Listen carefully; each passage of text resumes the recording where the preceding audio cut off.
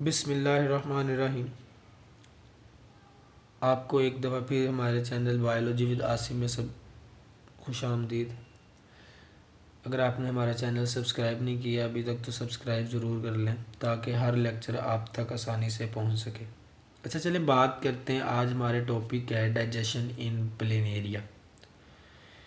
पहले बात, प्लेनेरिया है क्या? बेसिकली प्लेनेरिया एक फ्री लिविंग प्लेटफॉर्म है। फ्लैटवर्म जो है वो फाइलम प्लेथियलमिंथीज से बिलोंग करते हैं। ठीक है। फ्री लिविंग का मतलब क्या है कि ये इनकी सारी क्लास नॉन पैरासिटिक नहीं है बल्कि पैरासाइटिक है। ठीक है, पैरासाइटिक सारिया क्यों कह रहा हूँ मैं फाइलम? बेसिकली 80% इस ग्रुप के लोग या इस ग्रुप के ऑर्गेनिज्म बिलोंग करते हैं पैरासाइटिक नेचर से।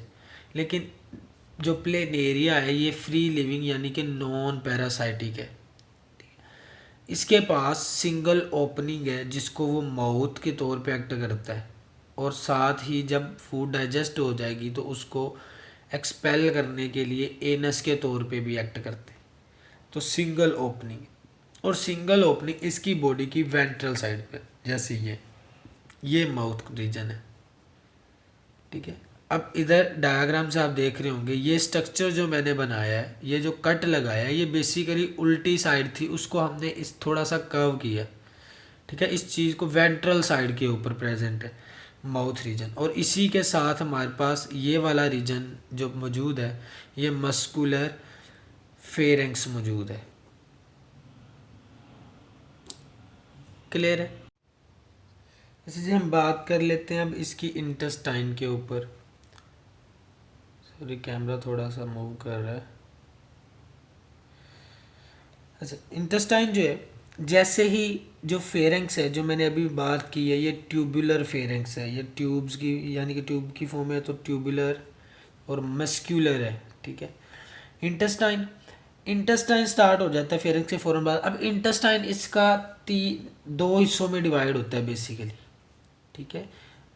ब्रांचेस 3 होंगी लेकिन हिस्से 2 होंगे। ब्रांचेस 3 का मतलब क्या है? एक एंटीरियरली है, ठीक है, यानी कि एक ब्रांच ये वाली है जो एंटीरियर साइड पे जा रही है, और बाकी 2 लेटरल ब्रांचेस हैं जो 2 लेटरल साइड पे ये ब्रांचेस जा रही हैं। ठीक है। ये किस चीज़ की ब्रांचेस हैं? ये इंटेस्टाइन की ब्रांचेस हैं। क्लियर है? अब इंटेस्टाइन जो है ये आगे मज़ीद डिवाइड होती है।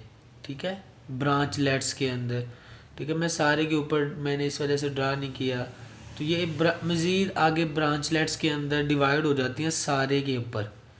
ठीक है, सारी बॉडी में जब ये ब्रांचलेट्स में डिवाइड हो जाती हैं तो फिर ये कहलाती है केशे। ठीक है, इसको प्रोनाउंसिएट डिफरेंट तरीके से करते हैं, कैसी भी करते हैं।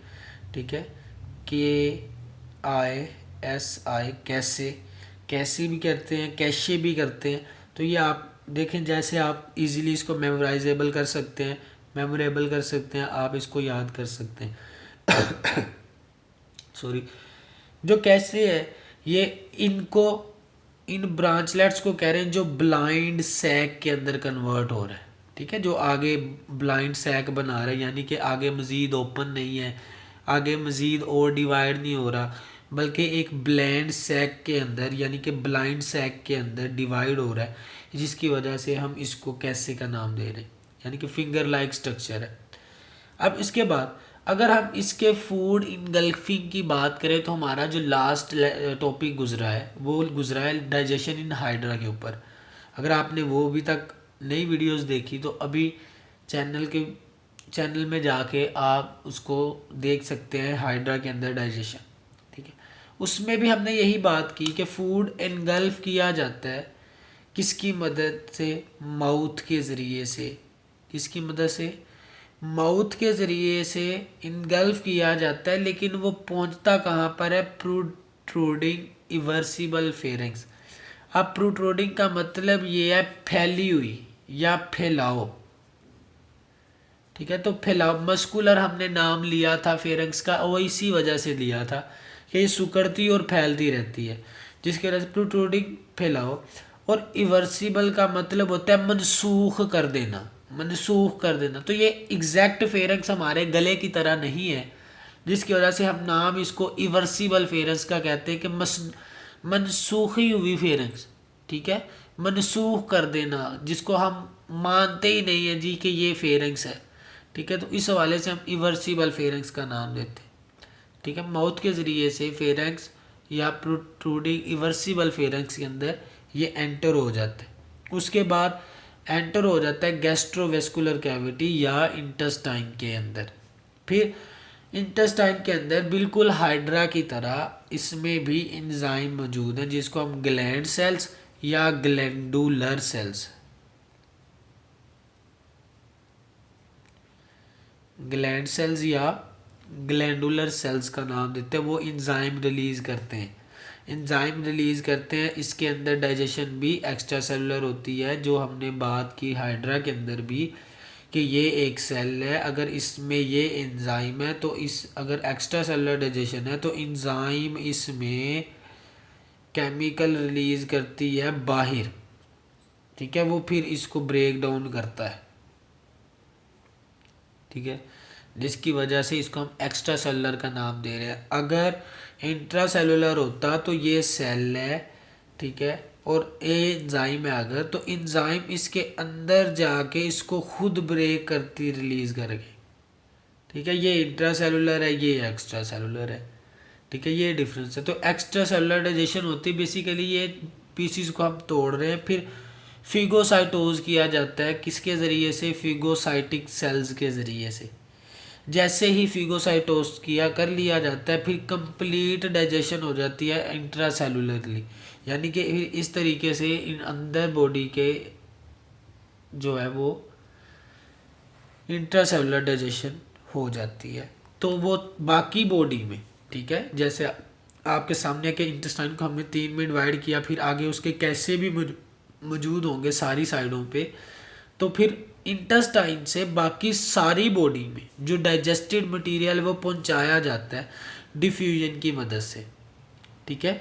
डिफ्यूजन का मतलब क्या है, from higher concentration to lower concentration, किसी भी चीज़ की हो, ठीक है, from higher concentration to lower concentration की तरफ मूव करेगा। तो फेरेंक्स से इंटेस्टाइन्स में पहले नहीं है, फिर इधर ज़्यादा, फेरेंक्स में ज़्यादा तो इंटेस्टाइन्स में कम है, तो उधर मूव करेगा। अब इंटेस्टाइन में ज़्यादा हो गया है तो कैशिया के अंदर या कैसे के अंदर ये कम है, अब उधर मूव करेगा, फिर पूरी बॉडी में इस तरह इसकी ट्रांसपोर्टेशन हो जाएगी। फिर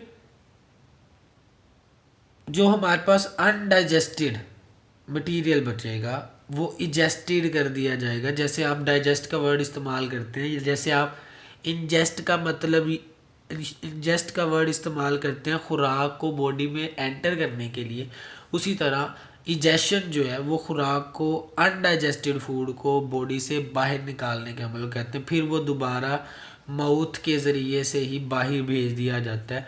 और इधर भी और हाइड्रा में भी एक सिंगल ओपनिंग है जिसमें के जो माउथ के तौर पे भी और एनस के तौर पे भी एक्ट कर रहा है। तो इस हवाले से हम इन दोनों को जो नाम दे रहे हैं वो सैक लाइक बॉडी कैविटी का नाम दे रहे हैं, सैक लाइक कैविटी। क्लियर? ये था हमारा आज का topic, digestion in hydra, sorry plain area. Hydra का बार बार जिक्र कर रहे थे तो उसी का नाम आ गया जहन में। तो प्लेन एरिया के अंदर ये हमारी आज का टॉपिक है। अगर आपने अभी तक चैनल को सब्सक्राइब नहीं किया तो सब्सक्राइब कर ले। अगर किसी किस्म का कोई क्वेश्चन है तो अभी आप पूछ सकते हैं। और अगर आप लोगों ने कोई टॉपिक समझना हो या टॉपिक रिक्वेस्ट करनी हो तो आप हमें कमेंट सेक्शन में बता सकते हैं कि हम नेक्स्ट किस टॉपिक के ऊपर वीडियो बनाएं। तो मैं उस कोशिश करूँगा कि कुछ ही दिन के अंदर अंदर आपको उस टॉपिक पे वीडियो मिल सके। तब तक के लिए अल्लाह हाफिज़, जज़ाकल्लाह।